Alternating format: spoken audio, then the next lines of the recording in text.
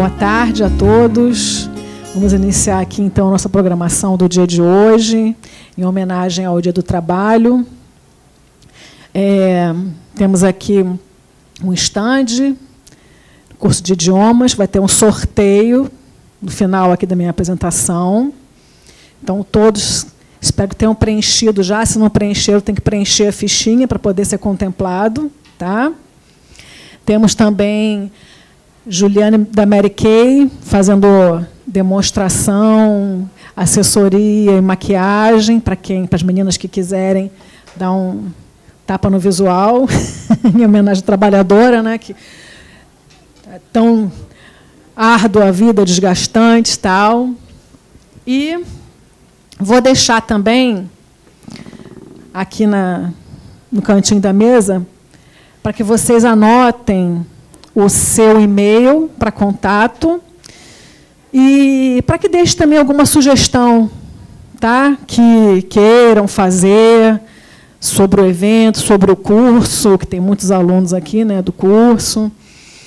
E para a gente não perder o contato, para continuar mandando avisos de novas palestras, mais cursos. Tá? Vou deixar aqui que eu acho que é mais fácil. E também temos aqui as fichinhas para o cadastro na ESA, para também receber informação sobre cursos online, tá bom? Todos os cursos aqui da ordem, não só trabalhista. Então, é legal também vocês terem esse cadastro, entregarem para ele ali o nosso apoio técnico, para que continuem sendo avisados, recebam, né, passem a receber esses avisos da Escola Superior de Advocacia online. Tá? A ideia desse evento aqui foi uma homenagem, né, ao Dia do Trabalho, que é uma data tão importante, que originou aqui a minha profissão, que eu gosto tanto, na minha área onde eu milito, né, direito trabalhista. E também para encerrar aqui, porque hoje é o último dia do curso da ESA trabalhista, prática trabalhista. Nós vamos repetir, vamos fazer uma nova turma de prática em agosto. Em julho vamos ter de execução trabalhista, tá? Em julho. E é importante também, por isso, que vocês mantenham ali o seu e-mail para poder a gente estar divulgando. Voltando, né, ao evento de hoje, a ideia foi falar um pouquinho sobre origem de direito do trabalho e perspectivas, né, porque a gente está vivendo uma fase de transformação na nossa sociedade. Economia, crise mundial, transformações de modos de trabalho, formas de trabalho. E falar um pouquinho sobre isso na passagem, né, em homenagem a esse dia, que tem a sua origem justamente na luta de um grupo de trabalhadores. No final do século XIX, um grupo de trabalhadores em Chicago, greve geral, e um grupo expressivo foi para as ruas para lutar. O seu pleito era limitação da jornada de trabalho em 8 horas diárias.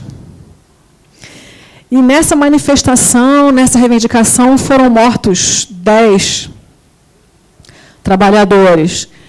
E foi no 1º de maio.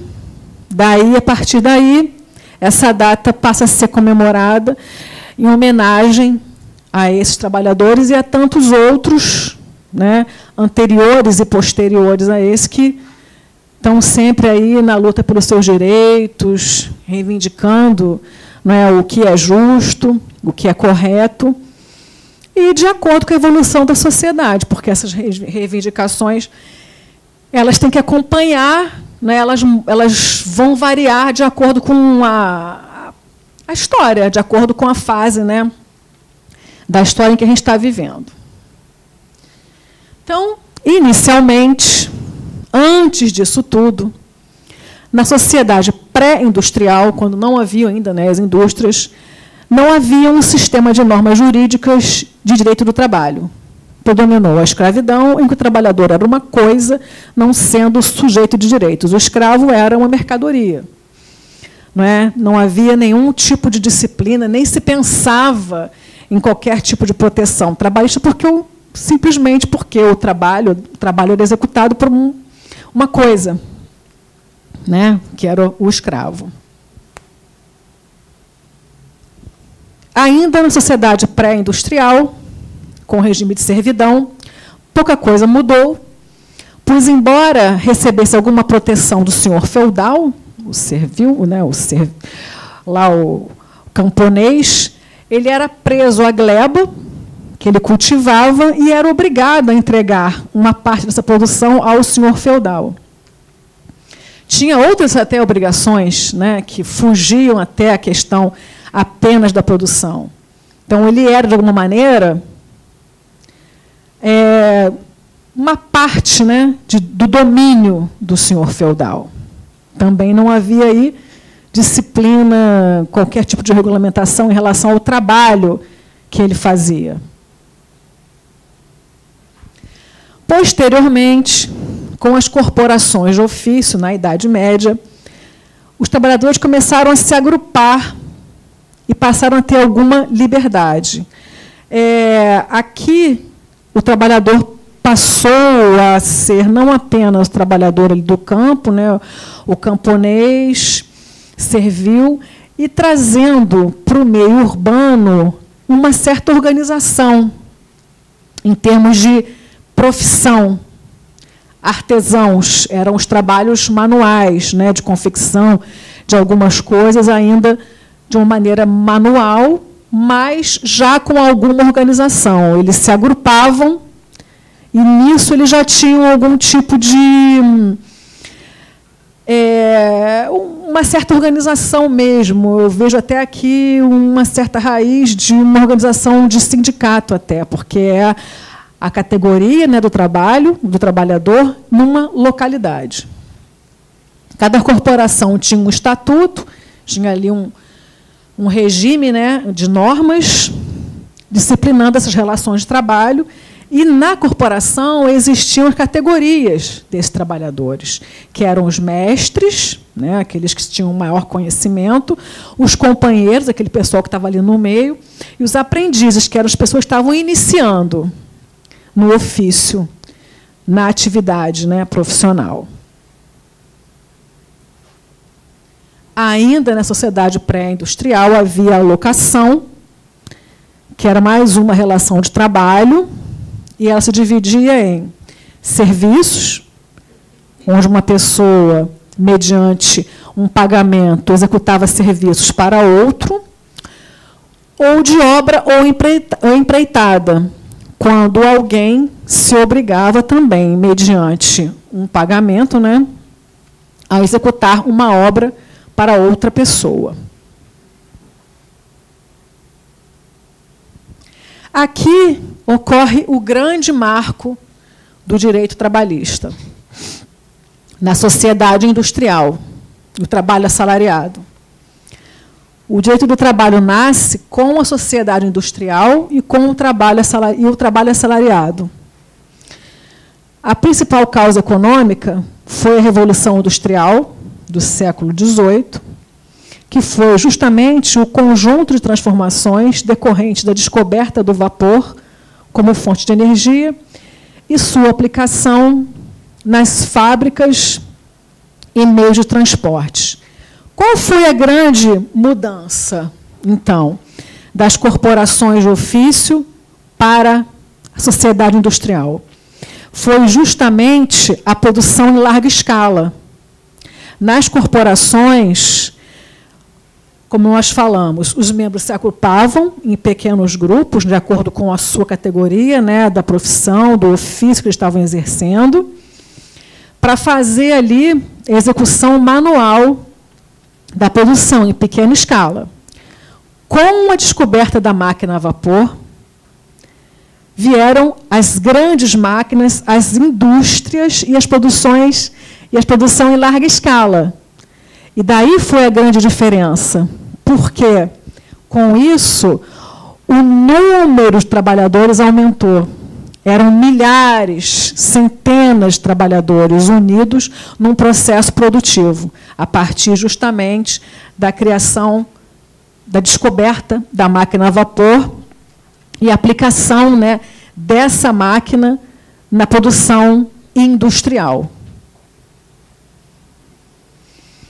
Com a expansão da indústria e do comércio, houve, então, a substituição do trabalho escravo, servil e corporativo, né, das corporações, pelo trabalho assalariado em larga escala, ou seja, realmente um contingente grande de pessoas, homens, mulheres e crianças, nas recém-criadas fábricas, em especial as indústrias têxteis. Foi o grande mote, a grande explosão aí, as indústrias têxteis.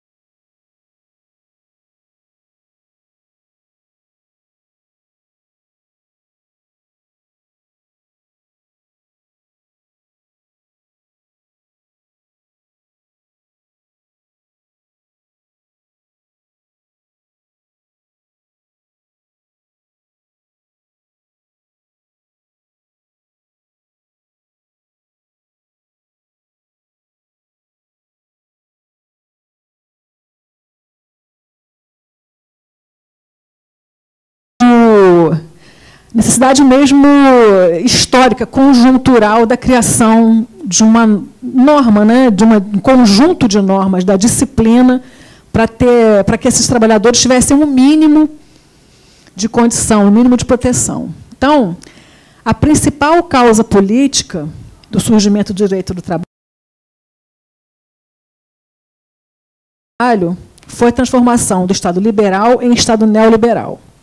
No Estado neoliberal, o capitalista livremente podia impor, sem interferência do Estado, as suas condições ao trabalhador. Com toda a transformação, né, da Revolução Industrial, o Estado passou a ter uma necessidade de intervir nessas relações em razão, justamente, do modo de trabalho, das condições de trabalho dos trabalhadores, dos operários, nessa época. Então, o Estado de liberal tornou-se neoliberal justamente para tentar disciplinar essa questão trabalhista. Então, no Estado neoliberal, o Estado intervém na ordem econômica e social, limitando a liberdade plena das partes da relação de trabalho.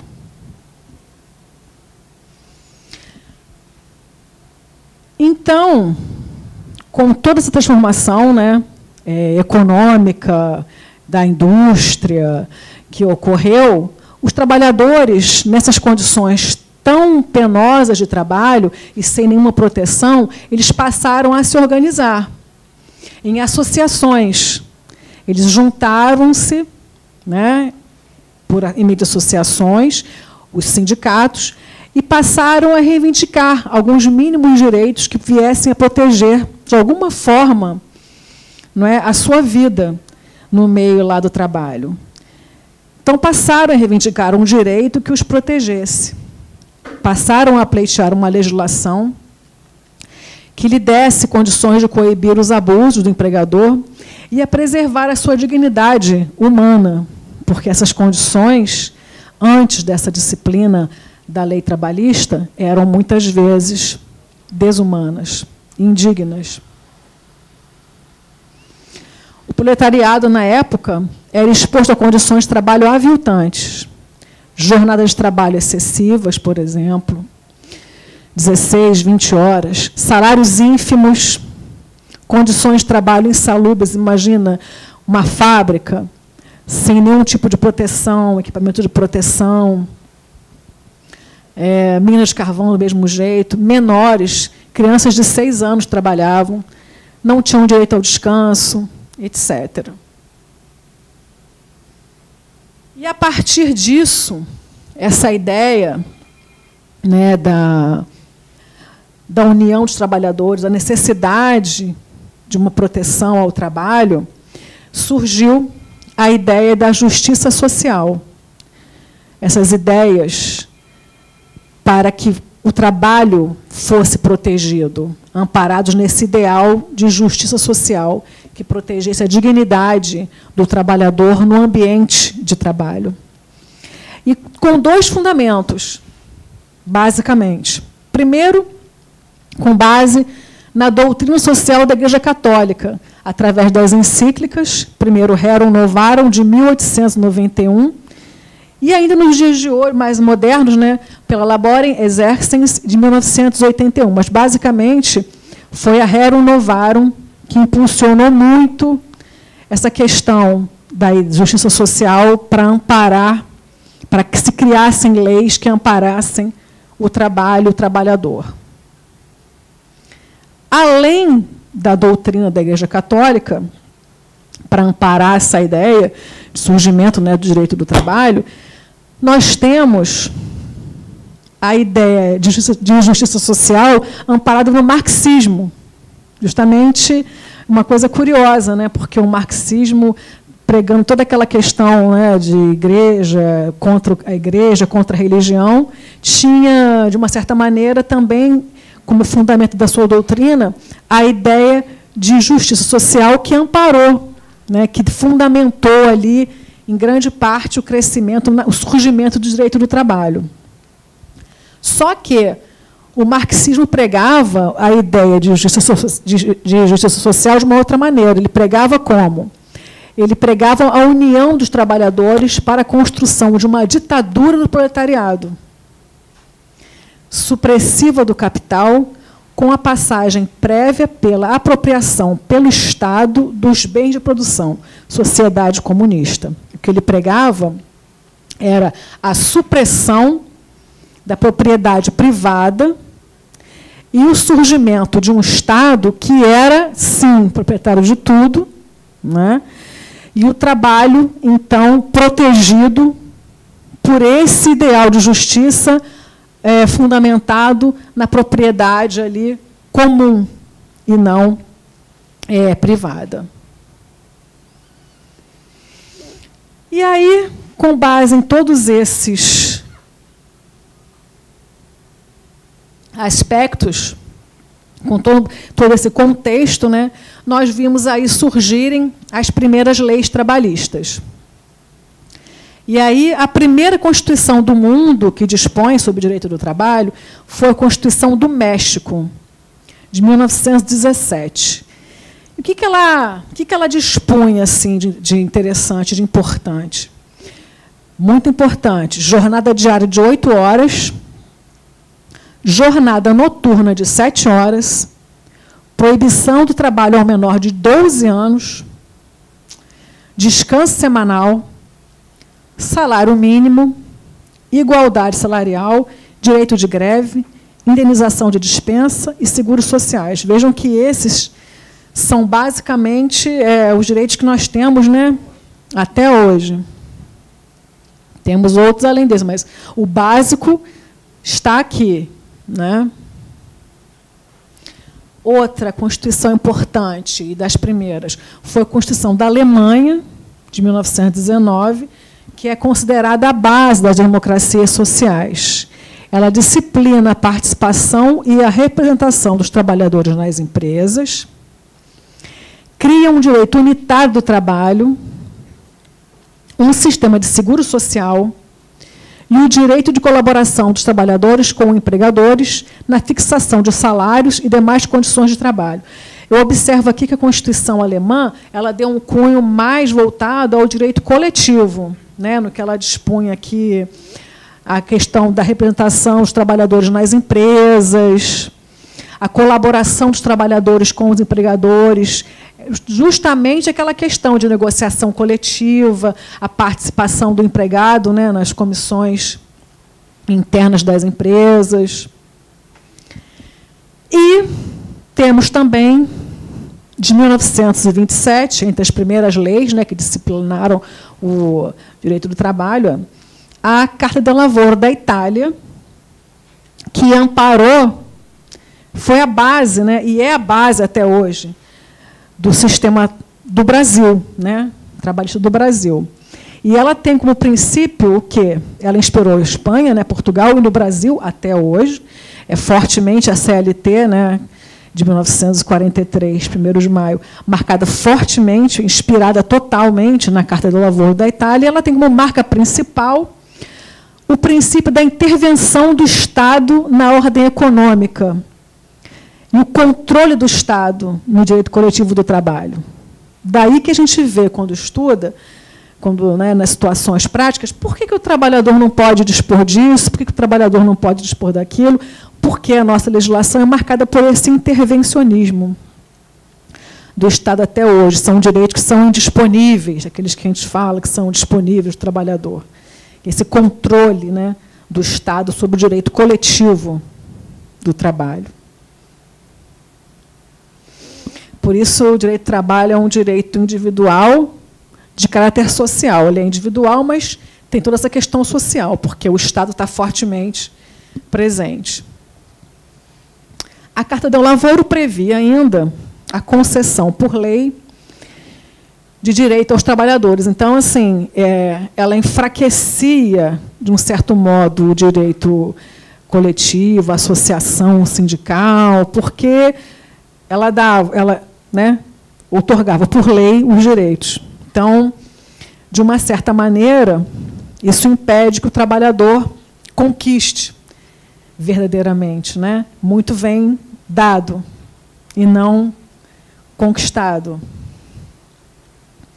E é justamente o que eu digo, se de um lado a forte presença estatal promoveu a tutela dos assalariados, através de ampla legislação de fundo paternalista, por outro lado, o Estado prejudicou esse desenvolvimento sindical, por essa razão.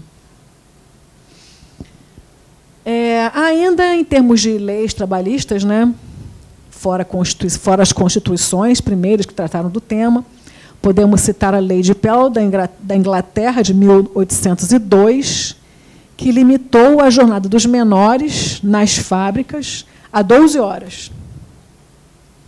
Bem como na França, em 1814, a lei que proibiu o trabalho a menores de 8 anos. E ainda a lei alemã de 1939, que proibiu o trabalho a menor de 9 anos. É chocante, né? As primeiras leis trabalhistas foram, então, motivadas pela necessidade de coibir esses abusos contra os trabalhadores e a exploração de trabalho de mulheres e menores, de crianças, né? Como a gente viu, a falta de leis permitiu a utilização do trabalho de menores de 8 até 6 anos de idade e jornadas excessivas para mulheres durante muito tempo. Então, com essas conquistas todas, proliferaram, né, as legislações dos países e tal, cada um seguindo mais um perfil, mais intervencionista, outros menos, com base nessas cartas originárias ali que a gente viu. Mas o certo é que o direito do trabalho consolidou-se, então, como uma necessidade dos ordenamentos jurídicos, em função das suas finalidades sociais. As questões que podem surgir entre os assalariados e as organizações para as quais trabalham exigem, né, de fato, um conjunto de regras destinadas a estabelecer diretrizes de comportamento que devem ser observadas, bem como medidas adequadas para a composição dos conflitos. Essa é uma necessidade patente, direito do trabalho consolidado, então, necessário para disciplinar relações do trabalho no período contemporâneo. Continuando, né, a evolução, sociedade pós-industrial, verifica-se o deslocamento do processo de produção da indústria para outros setores e relações de trabalho em uma sociedade que produz mais com menos mão de obra. A tecnologia, então, mostrou o seu lado cruel com a substituição do homem pela máquina. Esse é o grande desafio, é o momento que nós vivemos, né? A sociedade continua evoluindo, a indústria não é mais aquele grande mote, aquele ponto que atrai multidões de mão de obra, a gente vê, né, linhas de produção, cada vez mais realmente a máquina substitui uma grande quantidade de mão de obra, e esse é o grande impasse do direito do trabalho, até pelo surgimento de novas formas de trabalho. Trabalho em casa, trabalho na rua, você está trabalhando, está com o seu laptop, está com o seu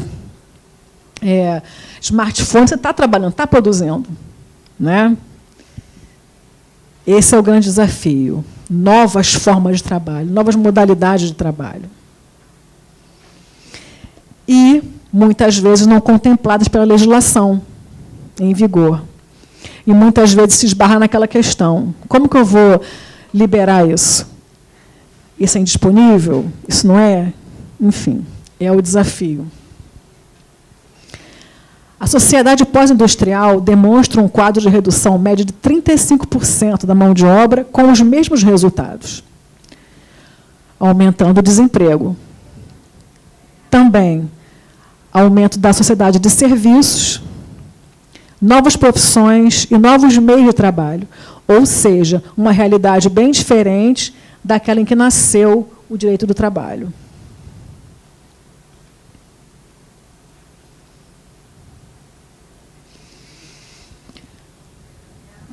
Como a gente viu, né, até o momento, o direito do trabalho nasceu tendo como fim a tutela do trabalhador e a obtenção de uma igualdade entre os sujeitos envolvidos na relação de emprego. Nascido, então, numa época de prosperidade econômica da Revolução Industrial do século XVIII, concebeu a intervenção estatal, inicialmente, como meio, né, para elaborar aquele regulamento mais básico e mais necessário para aquele momento de grande crise e de grande aviltamento, né, das relações de trabalho. Entretanto, atualmente, esse modelo de direito do trabalho pautado na tutela dos trabalhadores tem sido acusado, na atualidade, de constituir um fator de rigidez ao mercado e à economia, na medida em que ele é marcado, né, sobre forte intervenção do estatal. Em algumas oportunidades, ele pode gerar algum tipo de rigidez na relação e impedir algum tipo de autonomia, né, das partes envolvidas na relação de trabalho. Então, na Europa, desde meados do século passado, iniciou-se um movimento de ideias chamado de flexibilização, admitindo com mais facilidade essa mobilidade, uma maior autonomia das partes da relação de trabalho ou de emprego na negociação de certos direitos, admitindo com mais facilidade mobilidade profissional, alteração de condições de trabalho, que esse é um ponto super delicado aqui no Brasil, é bem complicado alterar a condição de trabalho, ainda que com concordância do empregado não é possível, né? Ele tem que concordar e não pode ter prejuízo nenhum. E, no Brasil, muito tem se falado, né, a respeito de reforma trabalhista, preservação de direitos trabalhistas. Os que defendem reforma sustentam que a rigidez das leis trabalhistas engessa a economia, vem na contramão da globalização da economia mundial. Os contrários à reforma, né, sustentam que essas mudanças elas implicariam na perda de direitos e conquistas seculares dos trabalhadores, né, depois de tanta luta, vai abrir mão disso, daquilo, não é justo, não é correto, vai voltar, vai, tipo, né, voltar atrás, vai perder o que evoluiu. É um debate complexo, né? Tem muitas coisas envolvidas aí. Então, o tema exige cautela e equilíbrio. Retirar a tutela do Estado pode realmente deixar o trabalhador sujeito ao risco de supressão de direitos laborais de grande valor social e humano, o que não é desejável. Simplesmente retirar o Estado pode deixar o trabalhador à mercê de uma situação de fragilidade. Em nosso país, qualquer reforma ou flexibilização de leis trabalhistas deve se dar de forma gradual e mediante a adoção de mecanismos de controle, por meio dos quais sejam garantidas a proteção ao trabalho, por um lado, e o avanço econômico de outro. Tipo, qualquer negociação, qualquer coisa que implique alguma supressão, alteração de condição de trabalho, uma empresa teria que justificar. É necessário mesmo? Tem uma crise econômica aí? Qual é o valor social que está mais em jogo? Vamos tentar sanar a empresa mediante algum tipo de participação por parte do trabalhador, né? A gente vê aí, às vezes, numa época de crise, a empresa dá férias coletivas, né? Todo mundo sai, enfim. É um meio de flexibilizar sem prejudicar o trabalhador, porque, de repente, se não para um pouco, pode ser pior, pode vir a ter que perder o emprego, enfim. Depende de caso, né? De cada caso. O importante é a situação estar bem concreta, bem amparada, né, para que haja algum tipo de flexibilização. Tendo em vista o cenário da economia mundial atual, né, totalmente diverso daquele da época da Revolução Industrial, bem como daquele cenário em que foi promulgada a consolidação das leis do trabalho do Brasil, né, que é de 1º de maio de 1943, parece inevitável a ocorrência de certo grau de reforma em nossa legislação laboral. Essa é minha opinião. Tem, em muitas coisas, em muitos detalhes, a CLT ela é muito ultrapassada, né? Forma de trabalho que ela não prevê, profissões, né? Novos modos de prestar o serviço. O mercado clama por uma realidade bem distinta, né, do que existia em 1943. Um exemplo do clamor atual por certa parcela de reforma na legislação laboral brasileira é o momentoso projeto de lei da terceirização. A realidade do nosso país é que a terceirização ocorre hoje em larga escala sem que haja, ao menos até o momento, uma lei que a regulamente, né? Então, esse é o grande problema. Terceirizar precariza a mão de obra? Dependendo de como é feita, precariza sim. Mas, por outro lado, a solução é não regulamentar? Acredito que não, porque, afinal de contas, a terceirização sem lei já existe. No nosso país, a gente tem lei de terceirização, serviços, vigilância e trabalho temporário. Só que a gente sabe que número de contratos de terceirização de toda maneira. Então, quer dizer, adianta negar a realidade? Não. Quem sabe não é melhor fazer, né, regulamentar isso. O fato de não regulamentar não vai fazer deixar de existir. O importante é regulamentar garantindo, né, o trabalhador, para que ele não tenha nenhum tipo de prejuízo ou de precarização da sua mão de obra. Então, por mais necessárias e inevitáveis que sejam tais reformas, cabe à sociedade, aos sindicatos e aos trabalhadores estarem atentos, a fim de que eventual flexibilização de leis trabalhistas não venham a ferir conquistas históricas e de caráter social, especialmente, e, normalmente, aquelas relacionadas à dignidade humana, né, do trabalhador, em razão do caráter do direito de trabalho social. Basicamente, era isso. Eu quis dar um jato assim, no que foi a história, botar para reflexão também um pouco a fase em que a gente se encontra agora. Eu acho que tem que pensar nisso, né? Alguma coisa vai surgir daí, alguma coisa vai ter que, fatalmente, vai acabar mudando. E cabe a nós, operadores de direito, estarmos atentos, né? E trabalhando no sentido de que qualquer reforma que venha a ser feita seja feita de uma maneira correta, né, digna e justa para todos, para toda a sociedade, para os trabalhadores. Então, eu queria agradecer a todos aqui, doutora Marlene, nossa vice-presidente aqui da OAB Barra, que eu soube que estava num compromisso, mas conseguiu chegar. Obrigada pela presença. Não, é complicado. Obrigada. Enfim, é isso. Obrigada.